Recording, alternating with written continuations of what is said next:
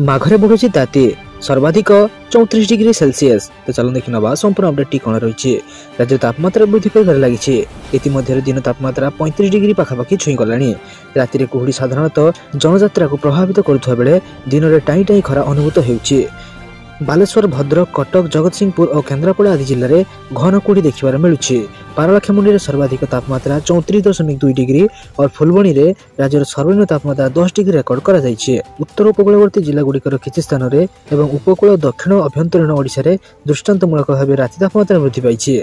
आसंता 3 दिन भितर तापमात्रा आहुरी 2 ରୁ 4 डिग्री बढ़िबा नै आंचलिक पाणीपाग विज्ञान केन्द्र पक्षरु पूर्वानुमान करा जायछि।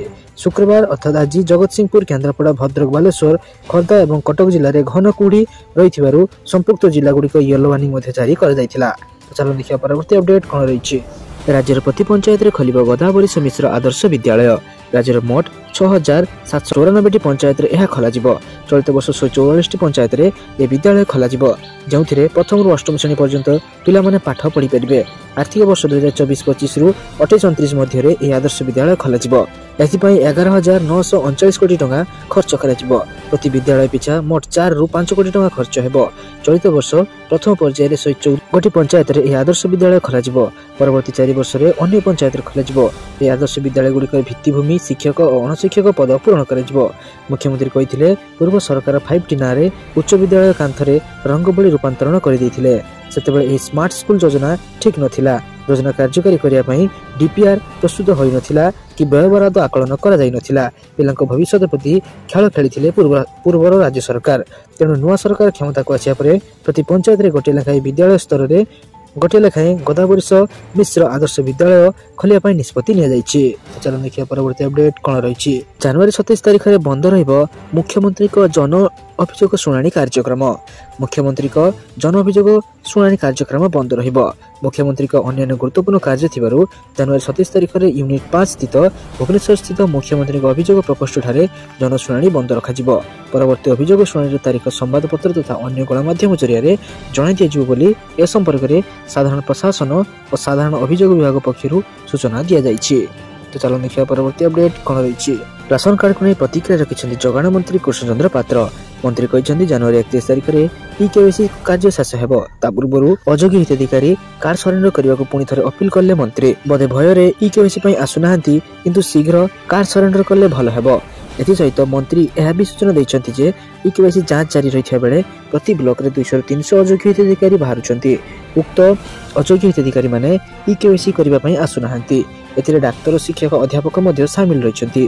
सूचना अनुसार गरीबों राशन कार्ड को कब्जा कर बसी बड़ा बढ़िया सरकारी अधिकारी को पुणी थे चेतावनी देते खाद्य जोगाण और खाउटी कल्याण मंत्री कृष्णचंद्र पात्र। अयोग्य हिताधिकारी को आत्मसमर्पण करने को आह्वान कर मंत्री। यदि सरकार को कार्ड न फेरांती ताहले कार्यानुष्ठान ग्रहण करा बोली रकठक शुणाई देथिले मंत्री। तो चलो देखिए परवर्ती अपडेट कौन रही। कुंभ मेला को प्रथम थर पर गड़ब सरकारी गाड़ी। जयपुर प्रयागराज को गड़ब सरकार स्वतंत्र बस। 27 तारिख ରୁ फेब्रुआरी 24 तारिख पर्यंत 5टी ट्रिप रहिबो। जयपुर ठारू छत्तीसगढ़ दी यह बस प्रयागराज रे पहुंचा पर अयोध्या यार शेष पॉइंट रहिबो। ए ट्रिप रे 5 दिन यात्रा करा। बस रे यात्री सुविधा रहिबो। 4 जन सरकारी कर्मचारी उक्त बस रे रहिबे। पूर्व यह बस पुरी, भवानीपटना, संबलपुर और ब्रह्मपुर अयोध्या को जाउछि। यहाँ मुख्यमंत्री मोहन चरण माझी शुभारंभ करथिले। बस टिकट रे महिला मानक पई 50% रिहाती रखा जायछि। चलो देखिए परवर्ती अपडेट कौन रही। सुभद्रा योजना रे 157 जन पुरुष आवेदनकारी को टंका मिलिबा नै वर्षिसी बीजेडी। पुरुष मानक केमिति और कें परिस्थिति रे केवल महिला मानक पई उद्दिष्ट योजना रे हिताधिकारी भाबे टंका मिलिला बोली प्रश्न करिछि बीजेडी। शंखभवन में आयोजित सांबादिक सम्मेलन में वरिष्ठ बीजेपी नेत्री तथा विरोधी दलर मुख्य सचेतक प्रमिला मल्लिक राज्य सरकार पर यह प्रसंग नहीं बड़ हमला करिसेंती। प्रमिला कहिसेंती सरकार को समालोचना करी कहिसेंती जे 57 जन नुहे बरं 5000 ରୁ अधिक पुरुष सुभद्रा टंका पाइबा को आवेदन करिसेंती। उपमुख्यमंत्री प्रभात परिड़ा जहाँ कहिसेंती ताहा सत नुहे। प्राय 5000 ରୁ अधिक पुरुष एथि लागि आवेदन करिसेंती। एमिति कि पुरुष करी मध्ये सुभद्रा टंका पाई परिसेंती। एथिरु केते पाइछन्ती तार तदंत करबाकू दाबी चलीछि।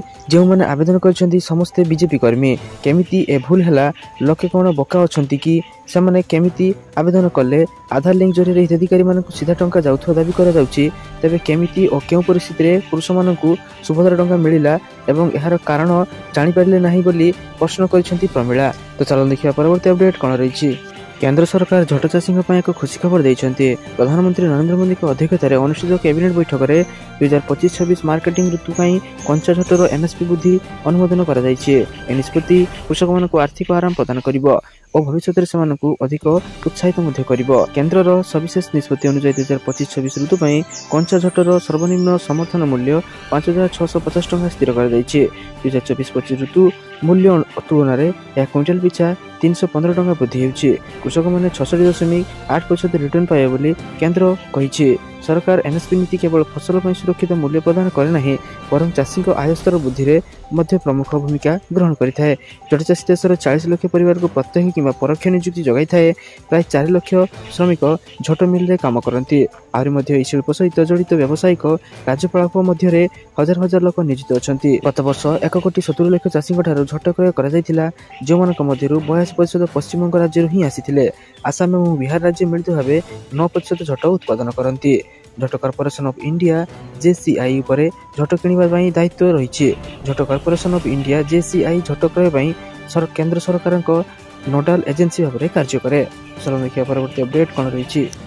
देशव्यापी खोल 24 घंटिया प्राथमिक स्वास्थ्य केन्द्र 2024 मार्च सुधा 12,348 प्राथमिक स्वास्थ्य केन्द्र को 24 घंटिया परिणत कर सारी।